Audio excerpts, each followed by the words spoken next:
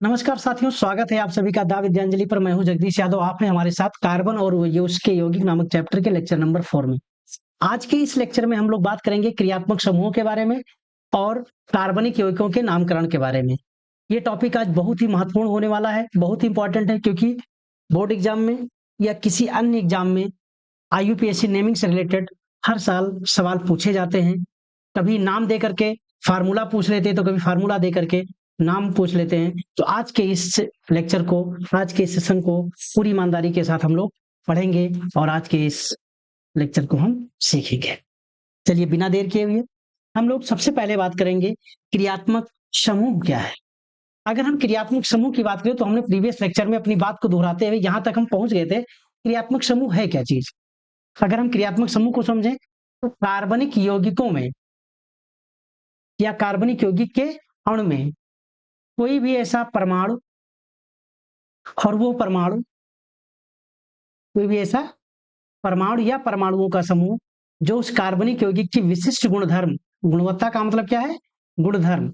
वो गुणधर्म भौतिक गुणधर्म भी हो सकता है और रासायनिक गुणधर्म भी हो सकता है। भौतिक या रासायनिक गुणों को निर्धारित करता है, उसे हम क्या कहते हैं? कार्यात्मक समूह या क्रियात्मक समूह कहते हैं। आपके समझ में आएगा किस प्रकार के परमाणु या परमाणुओं के समूह की बात कर रहे हैं। आप बहुत अच्छे से जानते हैं, जब आप कार्बनिक यौगिक की बात करते हैं तो आप जानते हैं कार्बनिक यौगिक में हाइड्रोकार्बन और उनके व्युत्पन्न की बात की जाती है। तो हाइड्रोकार्बन, इसका मतलब कार्बन और हाइड्रोजन। तो कार्बनिक यौगिक में कार्बन और हाइड्रोजन को छोड़ करके बाकी को हम क्या बोलते हैं? विषम परमाणु बोलते हैं। क्या बोलते हैं मेरे दोस्तों? विषम परमाणु बोलते हैं। विषम परमाणु का मतलब आप इन्हें हेट्रो एटम कहते हैं। और अगर आपके उस क्रिया कंपाउंड में, आपके उस कार्बनिक यौगिक में, ऑर्गेनिक कंपाउंड में अगर कोई हेट्रो एटम प्रेजेंट है, हेट्रो एटम का मतलब कार्बन और हाइड्रोजन के अलावा अगर कोई दूसरा एटम प्रेजेंट है, तो उसको हम क्या बोलेंगे? वो वहां क्रियात्मक समूह को ही रिप्रेजेंट कर रहा होगा।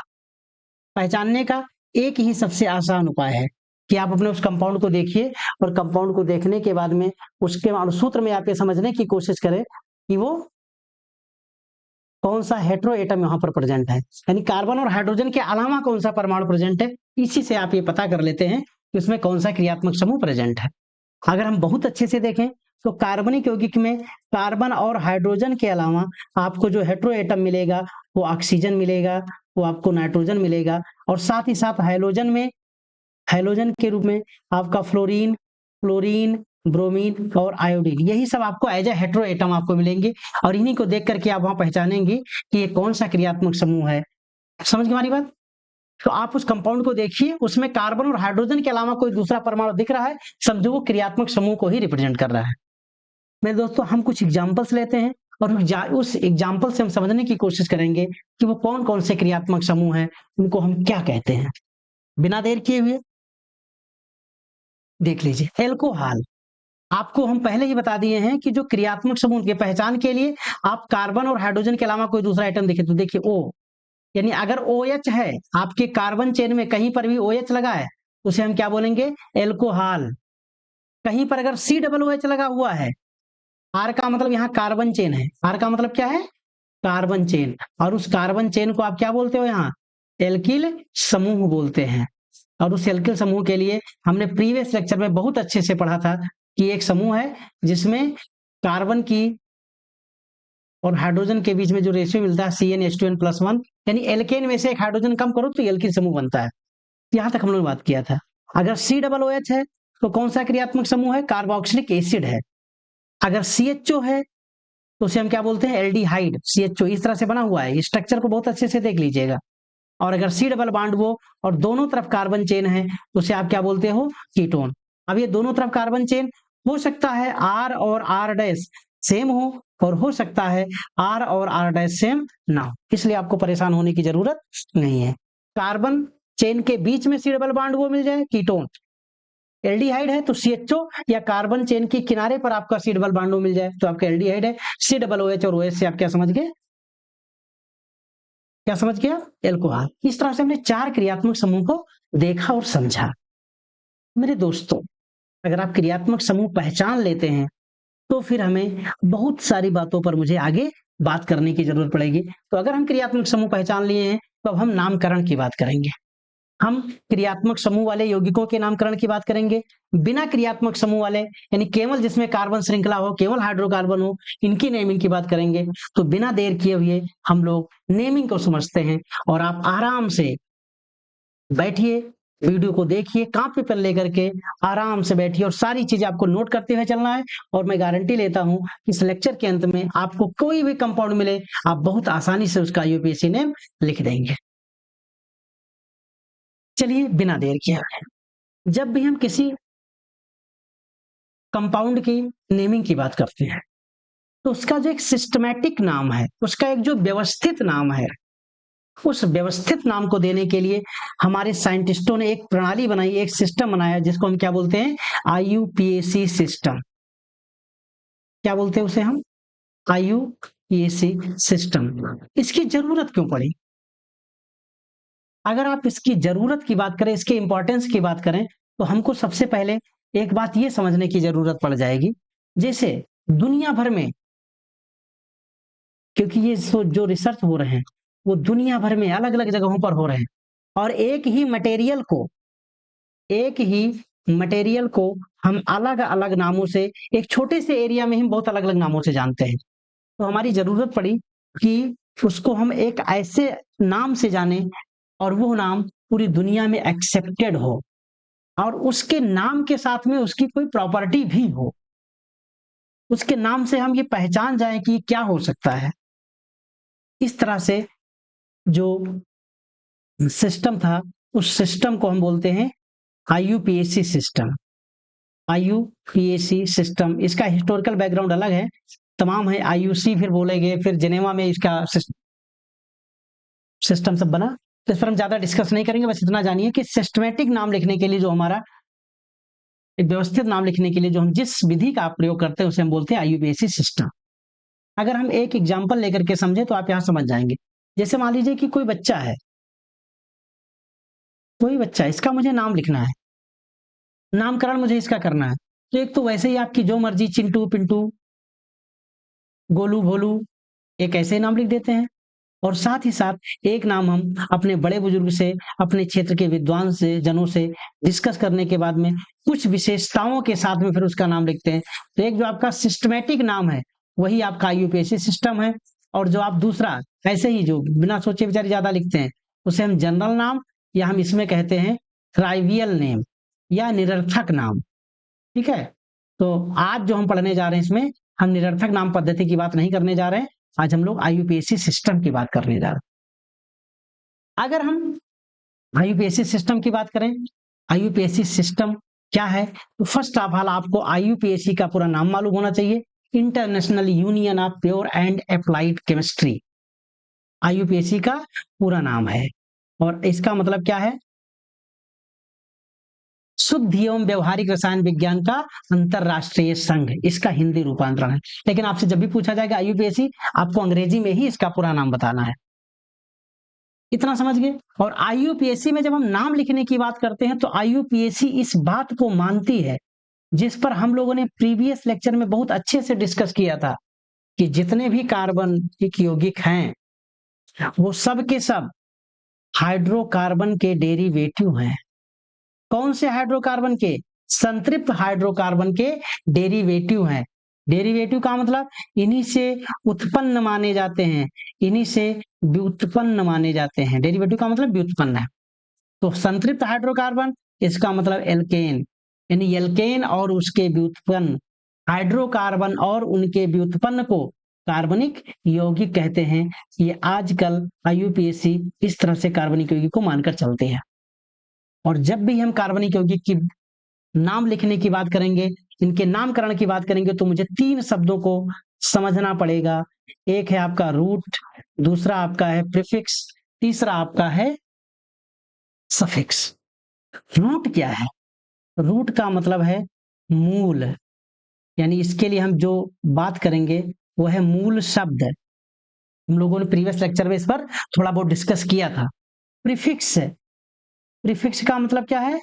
पूर्व लग्न, यानी नाम लिखते समय मूल शब्द से पहले यानी रूट वर्ड से पहले जो शब्द हम लिखते हैं, और सफिक्स, सफिक्स का मतलब है अनुलग्न, अनुलग्न का मतलब बाद में लगने वाला। किसके बाद में लगने वाला? रूट वर्ड के बाद में लगने वाला। मुझे इतनी बातें अच्छे से समझनी पड़ेगी। यदि जब भी हम कोई कंपाउंड लिखते हैं, किसी भी ऑर्गेनिक कंपाउंड का नाम लिखते हैं, तो आपको पता होना चाहिए सबसे पहले हम लिखते हैं पूर्वलग्न यानी प्रीफिक्स, फिर उसके बाद हम लिखते हैं रूट वर्ड, और फिर उसके बाद हम लिखते हैं सफिक्स। इन तीनों शब्दों को हम अच्छे से समझेंगे और अच्छे से समझते हुए हम नेमिंग को भी सीखेंगे। फर्स्ट ऑफ ऑल, हमने आपसे पहले के लेक्चर में बार बार हम आपको बताते हैं कि उसको देखना जरूरी इसलिए है क्योंकि वहां पर हमने हाइड्रोकार्बन की नेमिंग को समझ लिया था, वहां पर हमने रूट वर्ड भी समझ लिया था। फिर भी हम यहाँ पर एक बार फिर से आपको बताते हैं। रूट वर्ड, कार्बन की संख्या 1 है तो मेथ है, 2 eth, 3 prop, 4 but, 5 pent, hex, hept, oct, non, decked.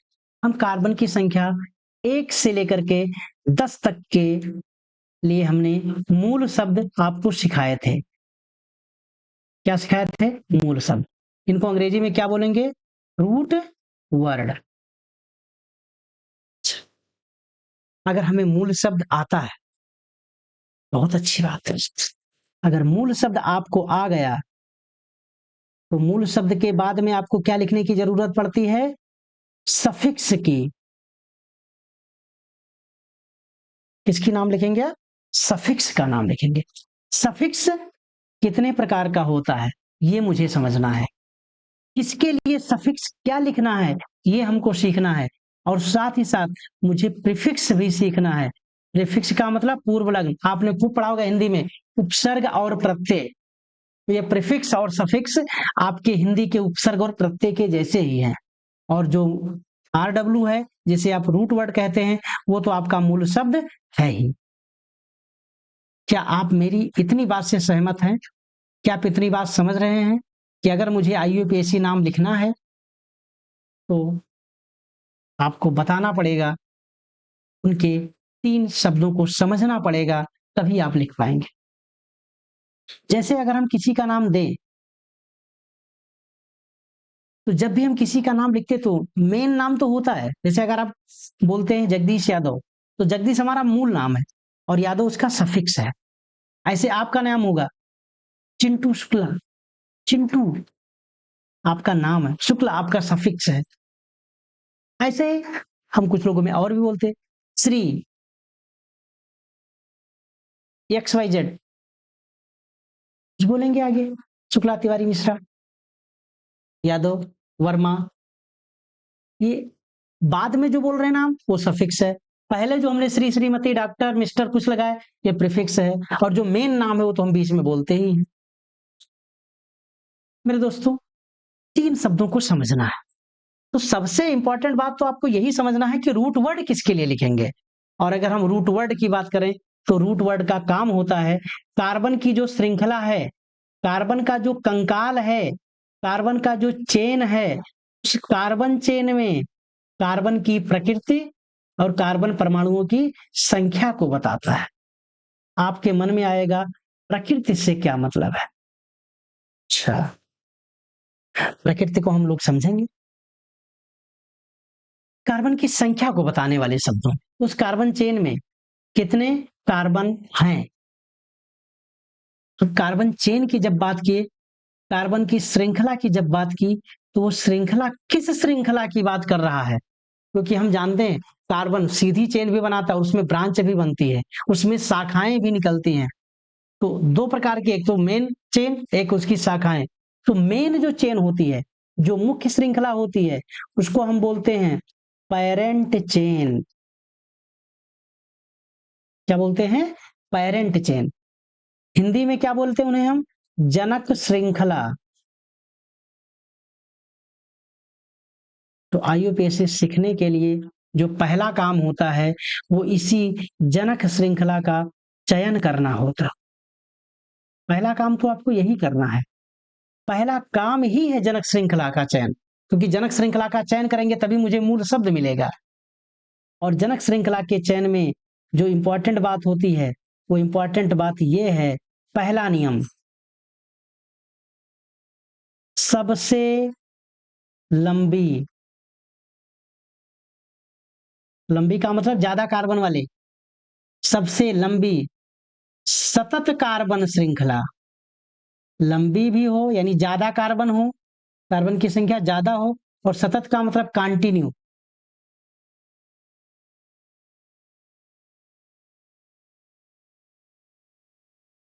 मेरी बात समझ गए? पहला काम आपको ये करना, सबसे लंबी श्रृंखला, और साथ ही साथ आपको इस बात पर भी ध्यान देना है, दूसरी बात, दूसरी बात यह है कि उस लंबी श्रृंखला में अधिक से अधिक, अधिक से अधिक, ज्यादा से ज्यादा क्रियात्मक समूह मिले। क्या मिले? क्रियात्मक समूह मिलना चाहिए। ज्यादा से ज्यादा पार्श्व श्रृंखला मिलनी चाहिए।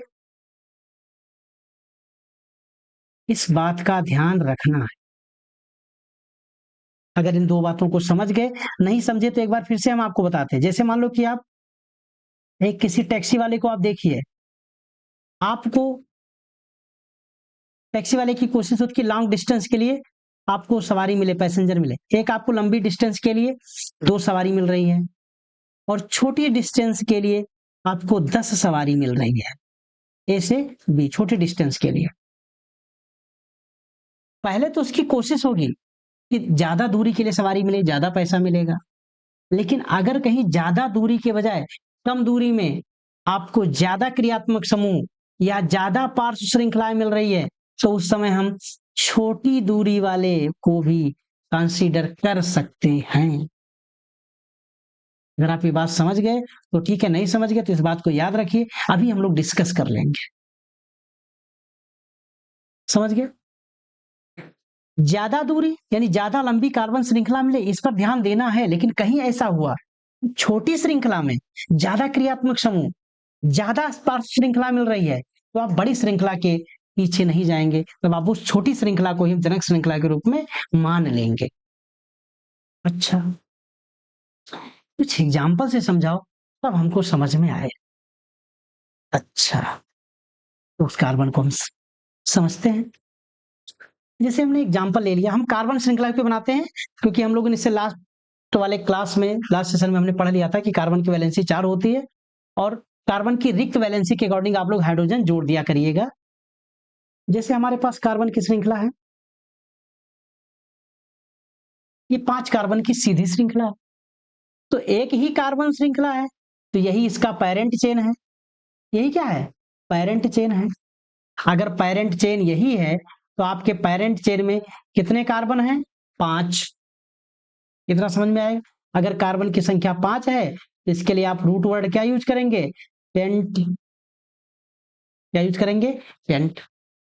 साथ ही साथ सारे कार्बन के बीच में सिंगल बॉन्ड लगा है, तो सारे कार्बन के बीच में आप सिंगल बॉन्ड है, इसका मतलब वो एल्केन है। इस तरह से ये क्या हो जाएगा? पेंटेन। समझ पा रहे हैं हमारी बात? आप काम ये करिएगा, जिसकी जितनी वैलेंसी उतना हाइड्रोजन जोड़ दीजिएगा। जैसे इस कार्बन की एक इधर जुड़ा है, इसकी 3 वैलेंसी फ्री है, तो CH3। इस कार्बन की बात करें, एक इधर जुड़ा है, तो 2 खाली है, CH2। इसकी भी बात करें, एक वैलेंसी इधर, एक वैलेंसी इधर, एक बांड भाई 4 बांड बनाता है, 2 बांड बना के रखा था आपने आगे पीछे, तो 2 बचा है, तो 2 पर हाइड्रोजन जोड़ दो। फिर यहाँ पर भी देखो, 2 पर हाइड्रोजन लास्ट वाले में ये यही लिखा है। बार बार हम हाइड्रोजन को नहीं लिखेंगे, आप अपने आप से समझ लीजिएगा। दूसरा एग्जाम्पल हम समझ लें, कार्बन, ये देख लो भैया, यहाँ पर आपके पास 2 कार्बन चेन है, एक कार्बन चेन, 2 क्यों अगर आप देख रहे हो तो 3 तरह से है। एक तो आप ऐसे घूम के आ जाओ, कितने कार्बन मिल रहे हैं? 3। एक आपका ऐसे आ जाओ, कितने कार्बन मिल रहे हैं? 3। और एक ऐसे चले, ओ सॉरी, ऐसे जब आएंगे तो 4 कार्बन मिल जाएंगे, सॉरी भाई, 1 2 3 4। और सीधे चले जाएं तो भी आपको कार्बन कितना मिलेगा? 4। तो पहली बात, आपका नियम बताता है सबसे लंबी श्रृंखला, तो छोटी वाले पर तो बात करना ही गलत है। अब बड़ी वाले की बात करें, तो बड़ी वाली श्रृंखला देखो, दोनों एक जैसे ही हैं, चाहे सीधे चले जाओ और चाहे ऐसे चले आओ, कोई दिक्कत नहीं। अब यहाँ पर आपका काम हो गया कि चाहे आप इसको जनक श्रृंखला मानो चाहे इसको, क्योंकि दोनों एक जैसे ही है। और जैसे ही आपने ये काम समझ लिया, आपका अगला काम आ जाता है। अगला काम ये है कि जब आप जनक श्रृंखला को चुन लोगे तो जनक श्रृंखला में नंबर डालने की जरूरत पड़ जाती है। और जब नंबर डालने की जरूरत पड़ जाएगी और उस नंबरिंग, यानी नंबरिंग इंपॉर्टेंट है। जनक श्रृंखला के चयन के साथ एक बात और जुड़ी होती है जो कि होती है नंबरिंग, यानी अंकन। अंकन का मतलब आप उस पर नंबर लिखिए। नंबर लिखने में इस बात को ध्यान देना है, कोई साइड में चेन हो, कोई क्रियात्मक समूह हो, इसको कम से कम नंबर देना है। क्या बोला गया? कम से कम नंबर देना है। अब अगर हम इस एग्जाम्पल को लेकर के इस बात को ध्यान में रखते हुए अगर हम इसकी नंबरिंग डालें तो ध्यान दो, 1 2 3 4, एक तो नंबरिंग 1 हो गई। और अगर हम दूसरी नंबरिंग डालते हैं तो दूसरी नंबरिंग को आप ध्यान में रखें, आप इधर से नंबर डाल दो, 1 2 3 4। अब आप ध्यान दें, जो ब्लैक से आपने नंबरिंग डाला है इस एग्जाम्पल में, इसमें ब्लैक से जो आपकी ब्रांचिंग है इसको 3 नंबर मिल रहा है, और अगर ब्लू की बात करें तो ब्रांचिंग को 2 नंबर मिल रहा है। तो कौन सा नंबरिंग सही है? ब्लू वाला, यानी ये नंबरिंग सही है, क्योंकि minimum locant number, lowest locant number, number आपको कम से कम देना है। यानी ऊपर वाला जो नंबर दिया गया वो गलत है, नीचे से नंबरिंग करना सही है। अगर इतना हमने सही कर लिया तो मेरे दोस्त आपको 2 चीजें पता चली। आपकी जनक श्रृंखला में कितने कार्बन हैं? 4। सबके सब सिंगल बॉन्ड से जुड़े हुए हैं, हाँ। और साथ ही साथ 2 नंबर पर एक कार्बन की पार्श्व श्रृंखला है। 2 नंबर कार्बन पर एक कार्बन वाली पार्श्व श्रृंखला है। इतनी बातें मुझे दिखी। अगर इतनी दिखी तो सबसे पहले जो पार्श्व श्रृंखला होती है, क्या होती है? पार्श्व श्रृंखला। तो पार्श्व श्रृंखला को हम क्या कहते हैं? एल्किल समूह। क्या बोलते हैं? एल्किल समूह। क्या कुछ याद आ रहा है प्रीवियस लेक्चर का? इसे हम क्या बोलते हैं? एल्किल समूह। अब एल्किल समूह में भी याद रखना, कार्बन 1 है तो भैया मेथिल, कार्बन 2 है आप जानते रूट वर्ड के हिसाब से एथिल, कार्बन 3 है तो प्रोपिल। और मेरे दोस्त इस बात का हमेशा याद रखिएगा कि चाहे आप हिंदी मीडियम में हो या अंग्रेजी मीडियम में हो, IUPAC नाम आप अंग्रेजी में ही लिखें, ये आपके लिए बहुत फायदे की चीज है। तो आप ये समझ चुके होंगे कि हमारे इस कार्बन के लिए आपको लिखना पड़ेगा पार्श्व श्रृंखला के रूप में एल्किल समूह, जो कि लिखा जाएगा एज अ पूर्व लग्न। समझ गए? अब आप इसका नाम लिखना चाहें तो आप बहुत ईमानदारी से, बड़े प्रेम और श्रद्धा के साथ इसका आप नाम लिख दीजिए। और यहां से आप 2-3 बातें आप समझने की स्थिति में है। 4 कार्बन थे तो ब्यूट, लेकिन उससे पहले एक साइड चेन लगी थी, 1 कार्बन था। तो 1 कार्बन अगर है तो उसको हम क्या बोलेंगे? मेथिल। ये मेथिल कितने नंबर कार्बन पर है? 3 की 2। नीचे वाली नंबरिंग सही मानी गई तो ऊपर वाली गलत कर दी गई थी, याद रखें। अभी आपको समझाते हुए बताए थे। तो आपका नंबरिंग यहां से शुरू करो, 1 2। तो 2 नंबर पर क्या लगा हुआ? 1 कार्बन, और 1 कार्बन का मतलब होता है मिथिल। तो 2 नंबर पर तो मेथिल लगा हुआ है। फिर बाकी आपका मुख्य चेन बची, मुख्य चेन में टोटल कार्बन 4 तो बन गया ब्यूट। और सबके सब सिंगल बॉन्ड हैं तो इनका लग गया अनुलग्न सफिक्स एन। इस तरह से मेरे दोस्त नाम लिख दिया गया 2 मेथिल ब्यूटेन। क्या आप समझ गए? अगर आप समझ गए तो मैं आपको एक होमवर्क दे देता हूं, आप घर पर बैठ करके करिएगा। 1 2 3 4 5। एक बार हम यहां पर एक कार्बन जोड़ देते हैं और फिर अगला है 1 2 3। ये देखिए, ये 2 एग्जाम्पल हैं, आप प्रेम से घर पर करिएगा। अगर आप कर लिए तो नाम कमेंट बॉक्स में जरूर बताइएगा, ताकि मुझे अच्छा लगेगा आपका कमेंट सुन करके कि आप लोग हमारी बात समझ गए। अगर आप इतनी बात समझ गए तो थोड़ी सी बात हम और करते हैं। प्रीफिक्स सफिक्स पर अभी थोड़ा सा डिस्कशन हम कर लेंगे, इससे पहले हम आपसे कुछ एग्जांपल हम और ले लेते हैं। कार्बन, कार्बन,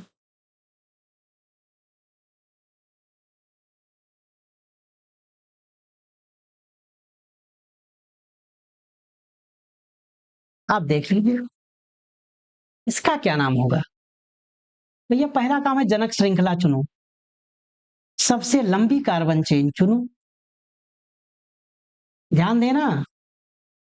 अब सबसे लंबी कार्बन चेन आपने चुनना शुरू कर दिया, और जैसे सबसे लंबी कार्बन चेन की बात आई तो आपका मन किया कि हम ऐसे सीधे चले जाएं, ऐसे सीधे चले जाएं। ठीक है भाई, ऐसे आप सीधे चले जाइए। जब आप ऐसे सीधे जा रहे थे तो कार्बन आपको 5 मिला, और एक जो ये था, एक कार्बन की श्रृंखला, ये कार्बन थोड़ा अलग दिख रहा है, डबल बॉन्ड्स, इसको आपने रास्ते में छोड़ दिया। और अभी हम आपको बोले हैं कि अगर क्रियात्मक समूह या पार्श्व श्रृंखला है, उसे कम से कम नंबर मिले और साथ ही साथ उनकी संख्या अधिक से अधिक हो, तो ऐसे में ये जो आपका सी डबल बॉन्ड सी आपका क्रियात्मक समूह, इसको इंक्लूड करना जरूरी है, यानी इसको तो सम्मिलित करना जरूरी ही है, जिसको आप छोड़ नहीं सकते हैं, क्योंकि ये कार्बन कार्बन डबल बॉन्ड एक क्रियात्मक समूह है। और ये कहा कार्बन चेन सिंपल एल्किल समूह है, तो क्रियात्मक समूह के सामने एल्किल समूह की कोई औकात थोड़ी है। अच्छा, ये तो समझ गए। अब यहां पर मुझे इन दोनों को तो इंक्लूड करना कंपलसरी हो गया, ध्यान देना इस बात पर। अब इसके बाद हम इधर जाएं या इधर जाएं, इधर भी जाते हैं तो 2 कार्बन मिलता है, अगर हम इधर चले जाएं तो भी मुझे 2 कार्बन मिलेगा, इधर भी चले जाएं तो भी मुझे 2 कार्बन मिलेगा, यानी अगर जोड़ेंगे तो इधर 4, इधर भी जाएंगे तो इधर 4, लेकिन इधर जब 4 जाएंगे तो मुझे कोई साइड में चेन नहीं मिलेगी, लेकिन जब इधर 4 कार्बन मिलेगा तो एक मुझे साइड में चेन मिल जाएगा। इसका मतलब मुझे इस डायरेक्शन में जाना है। क्या इतनी बात आप समझ गए? यानी इसको सेलेक्ट करते हैं, फिर से हम यहाँ साफ साफ लिख देते हैं, सी सी सी डबल बॉन्ड सी सी सी और सी। आपको हम समझाते हुए इतनी बात बता ही दिए कि भैया नंबरिंग आप कहाँ से करेंगे, कैसे करेंगे। तो आपका नंबर 1 2 3 4। मुख्य कार्बन श्रृंखला में कितने कार्बन? 4। साइड चेन आपको कहां कहां मिली? एक तो आपको 3 नंबर पर एक कार्बन की चेन मिली, और 2 नंबर पर 2 कार्बन की चेन मिली। कोई दिक्कत? अगर एक कार्बन की चेन है, इसके लिए हम मेथिल लिखते हैं, 2 कार्बन की चेन है, इसके लिए हम एथिल लिखते हैं। बहुत प्यार से अच्छे से साइड चेन को हम लिखते हैं प्रीफिक्स के रूप में। तो ये तो हो गया आपका एथिल, ये हो गया मेथिल। एबीसीडी में कौन पहले आता है? एथिल, ई पहले आएगा, तो हम एथिल को पहले लिखेंगे। और अगर हम इसका नाम लिखें तो भैया नाम बहुत सुंदर सा बनेगा। एथिल कितने नंबर कार्बन पर लगा? 2 नंबर पर, तो 2 नंबर पर हमने लिख दिया एथिल। 3 नंबर पर देखो एक कार्बन की चेन है, तो 3 नंबर पर हमने लिख दिया मेथिल। अगर इतना हो गया तो बाकी तो कोई साइड चेन बची नहीं। टोटल कार्बन आपके पास 4 हैं, तो आपने 4 के लिए लिख दिया ब्यूट। क्या सब जगह डबल बॉन्ड है? नहीं, एक जगह, सॉरी, सब जगह सिंगल बॉन्ड है? नहीं, एक जगह डबल बॉन्ड भी है। अगर एक जगह डबल बॉन्ड है तो डबल बॉन्ड के लिए मुझे नाम लिखना पड़ेगा एन की इन। मेरे दोस्त आपको पता है इन, लेकिन इन भी कितने नंबर पर है? 1 नंबर पर, तो हमने लिख दिया ब्यूटीन 1। आप इसे चाहो तो ब्यूट 1 इन भी लिख सकते हो, कोई दिक्कत नहीं है। इस तरह से इसका नाम हो गया 2 एथिल 3 मेथिल ब्यूटीन 1। इतना आसान है, बहुत अच्छा है, आप आसानी से समझ गए होंगे। अगर आपको अभी कंफ्यूजन हो तो वीडियो को आप पॉज करके एक बार फिर से ये पीछे वाले 2 स्लाइड तक जरूर देखें, आपको सब अच्छे से समझ में आ जाएगा। तो मेरे दोस्त, आपको हमने 2 बात समझाने की कोशिश करी है अभी तक। एक बात, जनक श्रृंखला का चयन कैसे करेंगे, पेरेंट चेन कैसे सिलेक्ट करेंगे, और साथ ही साथ नंबर डालने में किस बात का ध्यान रखेंगे। समझ गए? अगर ये 2 काम आपको आ गए सही से, तो समझो आपको आईयूपीएसी 80% से ज्यादा आपको आ गई। आपको आईयूपीएसी समझो आ गई आज। कोई भी नाम लिखना हो आप खटाक से लिखोगे। अगर आप इतनी बात समझ गए तो भैया मेरे आ जाओ मैदान में, करते हैं कुछ प्रैक्टिस, आपको देते हैं कुछ होमवर्क, और उस होमवर्क की दिशा में हम आपको काम दे रहे हैं भैया कि 2 3 4, 1 2 3 4। एक आपका हो गया एग्जाम्पल, ये होमवर्क 1 2 3 4, 1 2 3 4, 1 2 3 4, 1 2 3 4। सुना ना, 1 2 3 बस बनाओ। कोई दिक्कत आपको? बनाने की कोशिश कीजिएगा, बनाइएगा। अगर नहीं बनेगा तो भी बताइएगा, अगर बन जाएगा तो भी बताइएगा। आगे चलते हैं। ये आगे नहीं है, अभी तक हम लोगों ने जो सीखा उसी का रिवीजन है। अभी आपने समझा प्रीफिक्स, हिंदी में बोलना पड़े तो क्या बोलोगे भैया? पूर्व लग्न। नाम से स्पष्ट है, पूर्व यानी जो पहले लगता है। किससे पहले? रूट वर्ड से पहले। सफिक्स अनुलग्न, अनुलग्न का मतलब बाद में लगता है। किसके बाद में लगेगा? रूट वर्ड के बाद में लगता है अनुलग्न।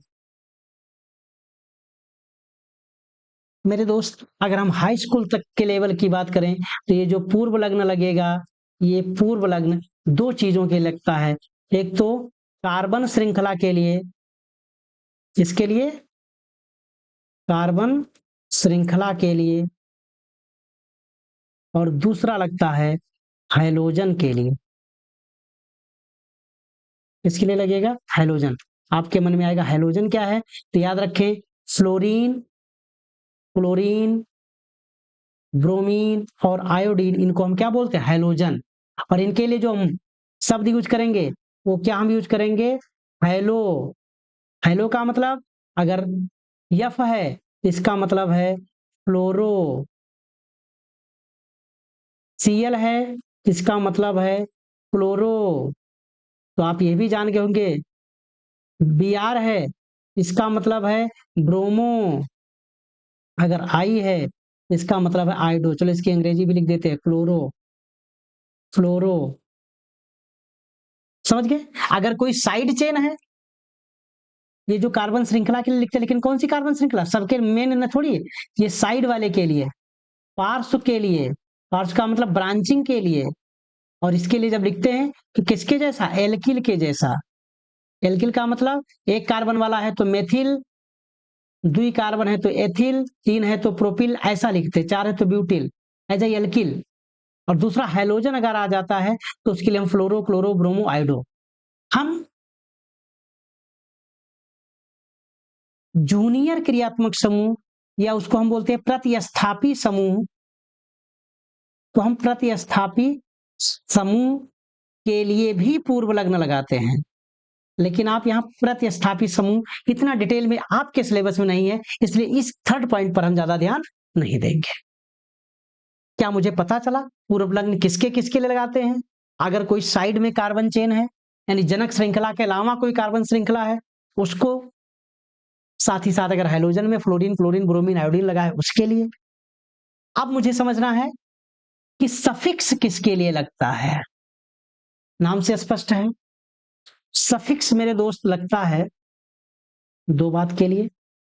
सब जगह कार्बन कार्बन सिंगल बॉन्ड है तो एन, कहीं पर अगर डबल बॉन्ड है तो इन, और कहीं पर ट्रिपल बॉन्ड है तो आइन। यह भी आपका एक सफिक्स है, यह भी एक आपका अनुलग्न ही है। बस इस अनुलग्न का नाम प्राथमिक अनुलग्न है। प्राथमिक अनुलग्न है, यानी इसको तो लगना लगना ही है। अच्छा, इसका मतलब क्या इसके अलावा और भी अनुलग्न होते हैं? जी, दूसरा जो अनुलग्न होता है वो द्वितीयक अनुलग्न होता है। द्वितीयक अनुलग्न होता है। बोलो भैया ये किसके लिए लगता है? ये लगता है आपके क्रियात्मक समूह के लिए।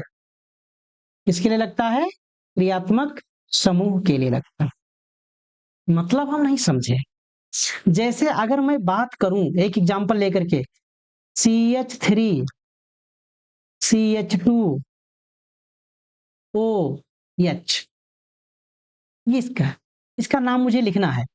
तो आपको पता है इसमें पहला काम होता है कार्बन श्रृंखला। तो कार्बन इसमें कितनी बार आया है? 2। कार्बन ही काउंट करना है, कार्बन 2, तो 2 है। तो इसके लिए आपने शब्द यूज किया एथ। मूल शब्द में आपने पढ़ा, याद कर लेना। कार्बन की संख्या 1 तो एथ, मेथ, सॉरी 1 है तो मेथ, 2 है तो एथ, प्रोप, ब्यूट, ऐसा यथ। चूंकि सिंगल बॉन्ड है तो एन और ओ एच लगा है, तो इसके लिए हम यूज करते हैं, क्योंकि ये एल्कोहल है, एल्कोहल के लिए हम ऑल यूज करते हैं, तो इसको हम लिखेंगे ऑल। ओ एल है, तो इस तरह से इस कंपाउंड का नाम हो जाएगा एथेनॉल। एथ माने कार्बन की संख्या 2, एन का मतलब सिंगल बॉन्ड, ऑल का मतलब ओ एच। तो इस तरह से जो एन है वो आपका प्राथमिक अनुलग्न है, और जो आल है ये आपका द्वितीयक अनुलग्न है। अभी हम इसको और अच्छे से बात करेंगे, और अलग अलग क्रियात्मक समूह के लिए हम अलग अलग लिखेंगे, फिर हम इस बात को अच्छे से समझ जाएंगे। अगर हमें इसे समझना है तो मेरे दोस्त अगला इसे देख लीजिए। अभी हम आपको बताएं कि अगर हैलोजन है तो इसके लिए केवल प्रीफिक्स लगता है। आपको बार बार दिक्कत ना हो इसलिए आप दिमाग में बिठा लीजिए, प्रीफिक्स यानी पूर्व लग्न, यानी इनको हम मूल शब्द से पहले लगाएंगे। बार बार हम इसलिए बोलते हैं कि आपके दिमाग में छुप जाए वो बात। प्रीफिक्स, हैलोजन का मतलब Cl है तो क्लोरो, फिर ब्रोमो, फिर उस तरह से नाम इसका हेलो एल्केन पड़ेगा। जैसे कि आप देखते हो द्वि कार्बन है, एक Cl लगा है तो Cl का पूर्वलग्न लगेगा क्लोरो, द्वि कार्बन एथेन। यहां देखो ब्रोमो, प्रोपेन, 3 कार्बन, समझ जाएंगे ना। अगला आपका एल्कोहल, तो एल्कोहल के लिए सफिक्स। सफिक्स का मतलब आप समझिए अनुलग्न। अनुलग्न का मतलब जो बाद में लगता है, मूल शब्द के बाद में। अगर आप एल्कोहल की बात करें, एल्कोहल का मतलब OH, अगर OH की बात करें तो इसके लिए आपका आ जाएगा OL। एल का मतलब कार्बन, एन का मतलब कार्बन कार्बन के बीच में जो बॉन्ड लगा हुआ है। हैलोजन की बात करें तो हैलोजन का मतलब यक्स, यक्स का मतलब फ्लोरीन भी हो सकता है, फ्लोरीन भी हो सकता है, ब्रोमीन भी हो सकता है, आयोडीन भी हो सकता है। किसके लिए हम क्या बोलेंगे अभी हम आपको बताएं। फ्लोरीन के लिए फ्लोरो, फ्लोरीन के लिए क्लोरो, ब्रोमीन के लिए ब्रोमो, आई के लिए आयोडो। समझ गए। अगर हम एल्डिहाइड की बात करें तो एल्डिहाइड की बात करें तो इसके लिए आपका क्रियात्मक समूह है सी डबल बॉन्ड O और H। इसके लिए जो पूर्व लग्न रखता हुआ एल है, तो बच्चे ज्यादातर कंफ्यूज हो जाते हैं। एल को भी आल बोल देते हैं और ओएल को भी आल बोल देते हैं, इसलिए हिंदी नाम लिखते समय ये गलती होने की संभावना है। इसलिए हम आपको बार बार बोले हैं कि जब भी IUPAC नाम लिखो तो नाम लिखते समय आप अंग्रेजी में लिखें। देखो यहाँ वैसे पढ़ना हो तो ये भी एल्केनॉल हो जाएगा, बट बोलने में अंतर है, इसलिए एल्केनल और एल्केनॉल। यहां पर देख लीजिए भैया कार्बन की संख्या 4 है, देख लिया। OH यानी एल्कोहल है, तो अगर वह एल्कोहल है तो ऑल, कार्बन 4 है तो ब्यूट, सिंगल बॉन्ड से जुड़ा है तो एन, पूरा का पूरा नाम हो गया ब्यूटेनॉल। हालांकि नंबर भी लिखना जरूरी होता है, तो नंबर भी डालना पड़ेगा, तो 1 2 3 4, इसका नाम हो जाएगा ब्यूटेनॉल 1। अच्छा, समझ गए आप। यहां पर देख लो भैया कार्बन की संख्या 1 2 3 है, कोई दिक्कत, 3 कार्बन है तो 3 कार्बन तो प्रोप, सब देखो सिंगल बॉन्ड से जुड़े हैं, कार्बन कार्बन सिंगल बॉन्ड, कहीं ऑक्सीजन वाला सोच करके डबल बॉन्ड इन मत बोलना, अक्सर बच्चे कंफ्यूज हो जाते हैं। कार्बन ऑक्सीजन के डबल बॉन्ड को देख करके आपको इन नहीं बोलना, कार्बन कार्बन में सिंगल बॉन्ड इसलिए एन, और ये सी डबल बॉन्ड वो किनारे पर लगा है, देखोगे तो एक्चुअल में ये CHO है, जिसको आपने क्या कहा एल्डिहाइड, और एल्डिहाइड के लिए लगता है AL, तो हो गया भैया प्रोप, सिंगल बॉन्ड है तो इसलिए एन, CHO के लिए लग गया अल, नाम हो गया प्रोपेनल। आप एक बात अच्छे से समझिएगा, ये देखो अभी CHO, एल्डिहाइड का मतलब है सी डबल बॉन्ड O होगा, लेकिन कहाँ होगा किनारे पर, यानी उसकी वैलेंसी एक हाइड्रोजन से पूरी होगी। कीटोन, कीटोन का मतलब सी डबल बॉन्ड ओ है, लेकिन दोनों तरफ कार्बन चेन है R R. Carbon chain same भी हो सकता है और अलग अलग भी हो सकता है। इसके लिए जो अनुलग्न लगेगा वो लगेगा ओन। इसे वन मत पढ़ना, ओन। नाम क्या होगा? एल्केनोन। आप देख लीजिए भैया, कार्बन कितने हैं? 4। तो 4 कार्बन है तो हो गया भैया ब्यूट।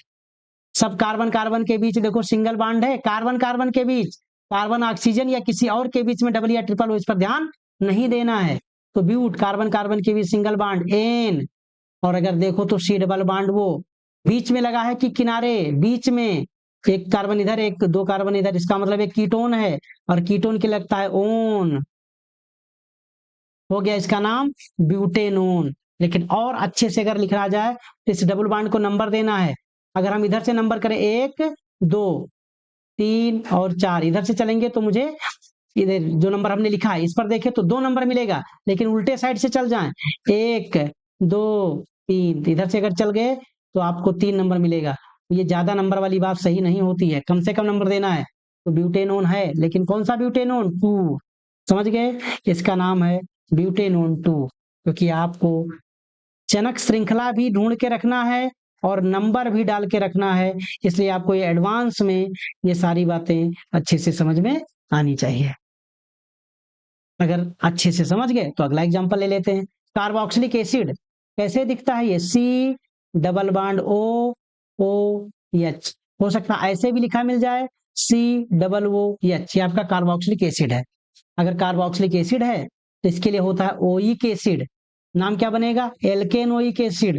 आप ध्यान दीजिए, कार्बन 1 2 और 3, तो 3 है तो हो गया भैया प्रोप। कार्बन कार्बन के बीच सिंगल बॉन्ड, हो गया भैया एन। और अगर इसे देखो सी ओ एच, एक्चुअल में ये सी डबल ओ एच लिखा है, यानी कार्बोक्सिलिक एसिड लिखा है। और कार्बोक्सिलिक एसिड के लिखा जाता है ओइक एसिड, तो आपने लिख दिया ओइक एसिड। नाम हो गया इसका प्रोपेनोइक एसिड। ऐसे आप देख लीजिए, एल्कीन डबल बॉन्ड है कार्बन कार्बन के बीच में, एल्कीन। और इसके लिए वर्ड यूज होता है इन, एल्कीन। आप देख लीजिए कार्बन 4 और यहाँ पर लगा है डबल बॉन्ड, नंबर डाल के देखो तो नाम है पेंटीन, लेकिन इन 1 नंबर कार्बन पर, इसलिए इसका नाम हो जाएगा पेंटीन 1। अच्छा रहेगा आपको, सॉरी पेंटीन 1। ट्रिपल बॉन्ड आ गया तो ट्रिपल बॉन्ड क्या मतलब? आइन। आपको खूब बताइए एल्काइन, आपने अच्छे से देखा 1 2 3 4, 4 नंबर की चेन है, इसमें आपका ट्रिपल बॉन्ड लगा तो ब्यूटाइन। और ब्यूटाइन में आइन यानी ट्रिपल बॉन्ड के नंबर पर? 2 नंबर पर, हो गया आपका ब्यूटाइन। ये आपको अच्छे से समझ में आ गया। अगर इतना समझ में आ गया तो मुझे पूरा भरोसा है आप खट खट खट खट आप IUPAC का नाम लिखेंगे। देखो भैया, आपका अगला एग्जाम्पल, द्विकार्बन क्रियात्मक समूह को पहचानना आना चाहिए, सी डबल बॉन्ड वो एच। एक बात आप ध्यान देना, सी डबल बॉन्ड वो कार्बन श्रृंखला के किनारे पर हो। किनारे का मतलब छोर पर हो, छोर का मतलब टर्मिनल सिचुएशन में हो। अगर वो टर्मिनल पर सी डबल बॉन्ड लगा है तो वो एल्डिहाइड है। क्या है? एल्डिहाइड है। और उसके लिए क्या लगेगा? अल। और यही सी डबल बॉन्ड वो अगर मिडिल में है, मिडिल का मतलब कार्बन चेन के बीच में है, तो उसका मतलब वो कीटोन है। और अगर वो कीटोन है तो उसके लिए वर्ड जो यूज होगा ओन, अंग्रेजी में ONE। इसे वन मत पढ़ना, ओन है ये। समझ गए? अब समझ लीजिए भैया, द्विकार्बन है, CHO ग्रुप है तो एथेनल। एक ही कार्बन है, OH लगा है, मेथेनॉल। OH है, समझने में दिक्कत मत करना। OL AL, CHO के लिए अल और एल्कोहल के लिए ऑल। यहाँ देखो भैया, Cl क्रियात्मक समूह, यही हेटेरोएटम दिखा तो Cl आपका हैलोजन में आता है, इसके लिए हमेशा पूर्वलग्न लगता है। पूर्वलग्न क्या है? क्लोरो। टोटल कार्बन 1 2 3 4 5 6, 6 कार्बन है। कोई दिक्कत? तो क्लोरोहेक्सेन। अच्छा ये होता जब क्लोरो का पोजीशन भी बता देते, तो पोजीशन है इसका 3, और आपने जब 3 जान ही लिया तो आपने नाम भी लिख दिया 3 क्लोरोहेक्सेन। यहां देख लो भैया, प्रोपाइन कार्बन की संख्या 3, 3 में ट्रिपल बॉन्ड लगा है। कहां पर लगा है भैया? 3 है तो उसमें जहां से भी शुरू होगा वो एक ही नंबर होगा, तो चाहे प्रोपाइन ही लिखे रहने दो ये आपका मन करे तो आप प्रोपाइन 1 भी लिख दें, यहाँ पर 1 लिखे ना लिखे इससे कोई इंपॉर्टेंस नहीं है, लेकिन यहाँ जरूरी है क्योंकि Cl का पोजीशन आपको बताना जरूरी हो जाता है। समझ गए मेरी बात? ये एग्जाम्पल है, देख लो भैया, 1 कार्बन 2 कार्बन 3 कार्बन और बीच में आपका Br लगा, Br 2 नंबर पर लगा है तो नाम हो जाएगा भैया 2 ब्रोमो, 3 कार्बन है तो प्रोप, देखो कार्बन कार्बन सिंगल बॉन्ड तो एन, 2 ब्रोमो प्रोपेन। यहाँ पर देखो भैया क्रियात्मक समूह कहीं कुछ दिखा? हाँ मुझे दिखा OH, OH का मतलब एल्कोहल। आपने कार्बन देखा भैया 1 2 3 4, 4 कार्बन, नंबर डालो, इधर से डालोगे इसको 2 नंबर मिलेगा, इधर से डालोगे 3 नंबर मिलेगा, 1 2 ये सही वाला है, 3 4 2 नंबर पर OH है, 4 नंबर कार्बन पर है तो 4 का मतलब ब्यूटेन, सिंगल बॉन्ड है तो ब्यूटेन, और फिर 2 नंबर पर लगा है ऑल तो आप लिख दोगे भैया ब्यूटेनॉल 2। समझ गए ना? इसका नाम क्या होगा? ब्यूटेनॉल 2। और जब ऑल जोड़ना है तो आप तो समझते हैं ई और ओ जोड़ना है तो इसको हटा के एन में आपको ऑल जोड़ना है तो ई हटा करके एन ऑल हो जाएगा। ये तो आप लोग अंग्रेजी में बढ़िया समझे ही होंगे। अगर इतना समझ गए तो क्या मैं इसे आपके लिए होमवर्क दे दूं? देखो यहाँ पर भैया डबल बॉन्ड लगा हुआ है, 1 2 3 4 कार्बन है, 4 कार्बन है, यहाँ से नंबर डाल दो 1 2 3 4, आपका नाम हो जाएगा भैया ब्यूटीन 1। यहाँ देखो भैया कोई क्रियात्मक समूह दिखा दिखा दिखा दिखा दिखा, हाँ Cl दिखा, कै नंबर पर? इधर से चल के 1 2 3 4 पर मिलेगा, ये गलत हो गया, 1 2 3, इधर 3 ये सही है, 1 number 2 number 3 number 4 number 5 number 6 number, 5 और 6, और 6 है तो इसमें 3 नंबर पर Cl लगा है तो 3 क्लोरो हेक्सेन। समझ गए? अगला एग्जांपल आप देख लो, बड़ा धूमधाम से लिखा हुआ है, कुछ नहीं भैया, कार्बन चेन पता करो भैया, एक कार्बन ये है, एक कार्बन ये है, एक कार्बन ये, एक कार्बन ये, एक कार्बन ये देखो भैया सीधा सीधा सीधा सीधा 5 कार्बन, इधर चले आओ तो भी 5 कार्बन, इधर चले जाओगे तो भी 5 कार्बन, आप चाहे भैया ऐसे चले आओ 5 कार्बन, आप ऐसे चले आओ 5 कार्बन, आप ऐसे चले आओ 5 कार्बन, सब जगह 5 कार्बन है, सब जगह 5 कार्बन है, सब जगह 5 कार्बन है। और चाहे जिधर से गिनती करो 1 2 3 पर ब्रांचिंग आपको 2 मिलेगी, चाहे जिधर से, इसमें कोई दिक्कत नहीं, चाहे जिधर से नंबर डालो, चाहे जिधर से जो करो, 1 2 3 4 5 हैं,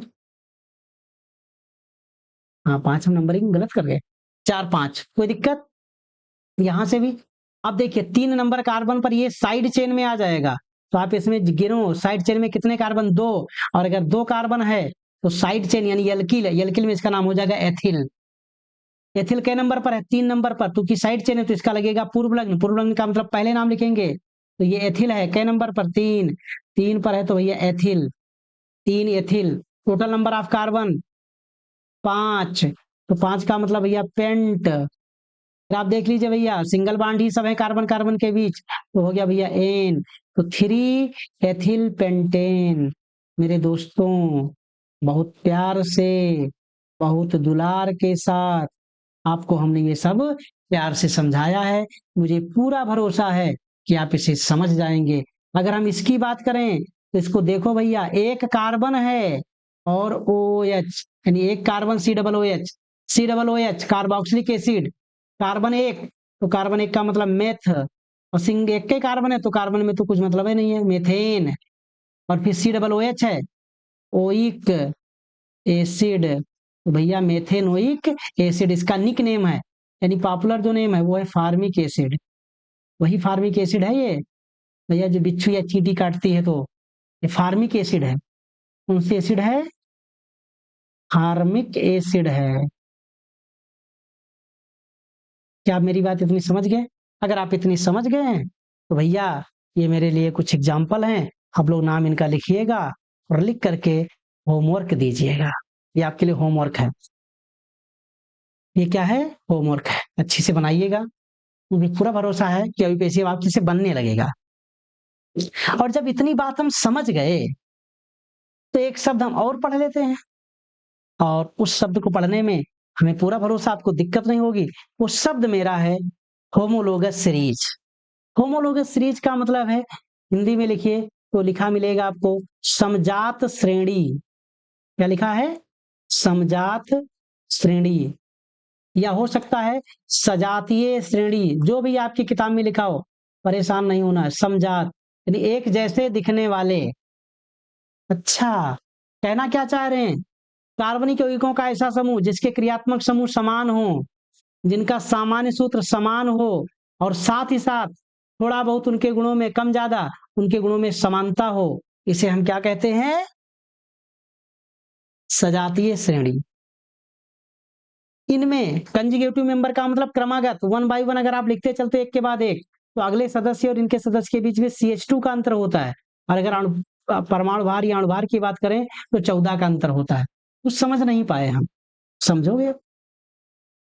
एक कैटेगरी का कंपाउंड हो, उसे आप जैसे एल्केन ले लिया, तो एल्केन में अब वो चाहे आपका भैया CH4 मेथेन हो, C2H6 एथेन हो, C3H8 प्रोपेन हो, C4 H10 ब्यूटेन हो, ये सब एक ही जैसे तो हैं भाई। इनके लिए जनरल फार्मूला अगर आप लिखो तो CnH2n+2, हाइड्रोजन की संख्या दूने से 2 ज्यादा, सब एक ही कंपनी के हैं, मतलब एक ही ग्रुप के हैं, यानी सब एल्केन है। अगर इनमें अंतर देखो भैया CH4 C2H6 में, तो आपको CH2 इसमें जोड़ो, ये बन जाएगा। इसमें देखो C, एक कार्बन 2 हाइड्रोजन, एक कार्बन 2 हाइड्रोजन का अंतर है, CH2 का अंतर है। कार्बन का परमाणु भार 12, हाइड्रोजन का 2, तो टोटल करोगे तो 14 का डिफरेंस भी आएगा परमाणु भार में। आप इसे समझ गए? तो भैया देख लो, आपका एल्केन श्रेणी का ये सदस्य है, इनके परमाणु भार लिखे हुए हैं, और साथ ही सॉरी अणुभार लिखे हुए हैं, इनके अणुसूत्र लिखे गए हैं, आप समझ सकते हो। आपका अपना एल्कोहल ग्रुप का भी है, इसे भी आप देख लीजिए, मेथिल एल्कोहल, एथिल एल्कोहल। ये जो methyl alcohol, ethyl alcohol, propyl alcohol, ये जो लिखते हैं, ये इसका ट्राइवियल सिस्टम है, ये जनरल नेमिंग है। एक्चुअल में IUPAC नेमिंग में इनका नाम क्या होगा? IUPAC नेमिंग क्या होगा? एक कार्बन है तो मेथेनॉल, 2 कार्बन है तो एथेनॉल, 3 कार्बन है तो प्रोपेनॉल, OL है, AL में समझ लेना। ब्यूटिल एल्कोहल, इन 4 कार्बन है तो ब्यूटेनॉल। समझ गए मेरे दोस्त? इस तरह से आप ये समझिएगा, कोशिश करिएगा कि आप IUPAC नाम लिखें और IUPAC नाम से उसको समझें, क्योंकि IUPAC जब नाम लिखते हैं तो नाम लिखने में आपको कार्बन की संख्या भी पता चलती है, कार्बन कार्बन के बीच में सिंगल है या डबल है या ट्रिपल है, किस प्रकार का बॉन्ड है ये भी पता चलता है, और साथ ही साथ कोई क्रियात्मक समूह है या नहीं है, अगर है तो कौन सा है, ये सारी चीजें पता चलती हैं। तो इसलिए आप कोशिश करो, किसी भी कंपाउंड का नाम लिखो तो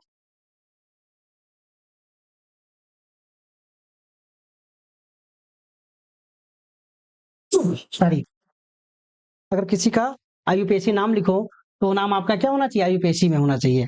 आप इतना समझ गए हैं, इतनी शिद्दत से आप लोगों ने पढ़ा है, तो आप इसे देख लीजिएगा भैया। ये फार्मूला किसका है? ये फार्मूला CnH2n- यानी एल्काइन, एल्काइन श्रेणी के तीसरे और 5वें सजातीय श्रेणी में आपको देखना है, इनका फार्मूला लिखना है। एल्काइन श्रेणी का आपको थोड़ा सा रीजनिंग देखना है, इस श्रेणी का पहला सदस्य क्या है आपको यह भी जानना पड़ेगा, और फिर इसमें तीसरे और 5वें को बताना है, थर्ड और फिफ्थ को बताना है। अगर आप समझ गए तो अगला आप लिखिएगा। इसमें आप देख लीजिए भैया, होमोलोगस सीरीज के कौन कौन सजातीय श्रेणी का है। तो सजातीय श्रेणी का मतलब एक जैसे दिख रहा हो, एक जैसे दिख रहा हो, कहना क्या चाहते हैं? देखो यहां देखो भैया, C3H8 दूने से 2 ज्यादा यानी एल्केन, C3H6 दूना एल्कीन, C4H8 एल्कीन, C4H6 दूने से 2 कम, यानी ये तो हो गया आपका एल्काइन। ये दोनों तो भैया दूना है, CnH2n यानी एल्कीन, और दूने से 2 ज्यादा यानी एल्केन। तो आप देखो भैया, सजातीय श्रेणी इन्हीं दोनों में तो है, यही दोनों तो एक ही ग्रुप के हैं। अगर ये ग्रुप के हैं तो ये आपका आंसर हुआ भैया, सजातीय श्रेणी में आपका C3H6 और C4H8 एल्कीन श्रेणी का है, तो दिक्कत है नहीं। अगर आप इतनी बात समझ गए तो 1 मिनट आप हमें और दीजिए, और फिर उसके बाद में हम सेशन को क्लोज करते हैं। आप इसे बहुत अच्छे से समझ जाएंगे। तो अगर आप इसे बहुत अच्छे से समझ जाएंगे तो आपको समझाने में मुझे कोई दिक्कत हो ही नहीं रही है, आप भी बहुत अच्छे से समझ भी रहे हैं। अगर आप समझ गए तो यहाँ पर एक शब्द हम समझेंगे जिसे हम बोलेंगे आइसोमेरिज्म। आइसोमेरिज्म, इसकी हिंदी होती है समावयवता। इसमें आपको ज्यादा दिमाग लगाने की जरूरत नहीं है। अगर आप यहाँ पर तीनों को देखिए तो तीनों को देखने के बाद में सबका फार्मूला आपको मिलेगा C5H12, C5H12, C5H12। सबका अणुसूत्र समान है लेकिन सबके लिखने का तरीका, संरचना सूत्र अलग अलग है। इसी को हम क्या कहते हैं? समावयवता यानी आइसोमेरिज्म। इनका आईयूपीएसी नाम लिखिएगा और समझ जाइएगा। यानी कोई भी कंपाउंड जिसके अणुसूत्र समान हो लेकिन संरचना सूत्र भिन्न हो उसे हम समावयवी कहते हैं और इस घटना को हम लोग समावयवता कहते हैं। अब ये समावयवता क्यों आई है, कैसे आई है, इसको हम लोग समझेंगे। अगला आपका ये है कि इन दोनों को देख करके आप बताइए क्या ये एक दूसरे के समावयवी हैं या दोनों के सेम स्ट्रक्चर हैं। हालांकि इसमें आपको दिख गया है लेकिन फिर भी आप मुझे समझाइएगा। ये सेम ही है, इसमें कोई आइसोमर नहीं है। कैसे, यानी कैसे को आप मुझे समझाइएगा, ठीक है। अगला फिर आपको मिलेगा, एक हम क्वेश्चन आपसे पूछ लेते हैं। पेंटेन, अगर आप पढ़े होंगे पूरे सेशन को तो शायद इसका आंसर भी इसी सेशन में है। पेंटेन के जितने भी संभव स्ट्रक्चर हो सकते हैं उन संभव स्ट्रक्चर को आप बनाइएगा और बना करके उसे आप उसका जनरल नाम और आईयूपीएसी नाम भी लिखना है। आज के सेशन में बस इतना ही। आप लोग हमें पूरे धैर्य के साथ इतनी देर तक आपने हमें सुना, इसके लिए आपको बहुत बहुत धन्यवाद, बहुत बहुत धन्यवाद।